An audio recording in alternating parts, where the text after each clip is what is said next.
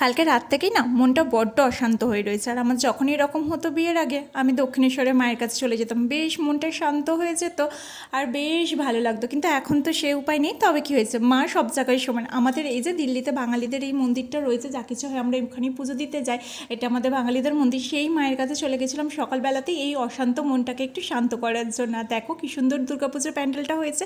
মানে দুর্গাপুজোর প্যান্ডেলটা দেখি মনটা বেশ ভালো লাগছে। নেই মামা চেয়ে তো কানা মামা ভালো, মানছে আমাদের কলকাতার মতো না হোক, ওই যে প্যান্ডেলের একটুখানি বাঁশ টাঙানো দেখেছি, তাতেই বেশ মনটা খুশি হয়ে গেছিলো। আজকে উপরি পাওনা হিসেবে কিন্তু মায়ের ভোগের প্রসাদ পেয়েছি। জানো, কত মাস হয়ে গেল যে দক্ষিণেশ্বর যাইনি। আগে প্রত্যেক মাসে আমি একদিন করে দক্ষিণেশ্বর যেতাম, সেই বিয়ের শাখা পড়ে এসেছি, তারপর থেকে আর যাওয়াই হয়নি। ষষ্ঠীর সময় বাপের বাড়ি গেছিলাম, কিন্তু তখনও আর দক্ষিণেশ্বর যাওয়া হয়ে ওঠেনি। তারপর এই যে বাড়ি এসে এইগুলোকে আনবক্সিং করছি, কবে চলে এসছে কিন্তু আনবক্সিং আর করা হয় না। নাইকা থেকে দুটো পার্সেলও চলে এসছে, মিশো থেকে না নাইট স্যুটগুলো ভীষণ সুন্দর এসছে, মানে কাপড়ের কোয়ালিটিও ভালো প্রাইস অনুযায়ী, আর প্রিন্টটা তো ভীষণ ভালোই লাগছে।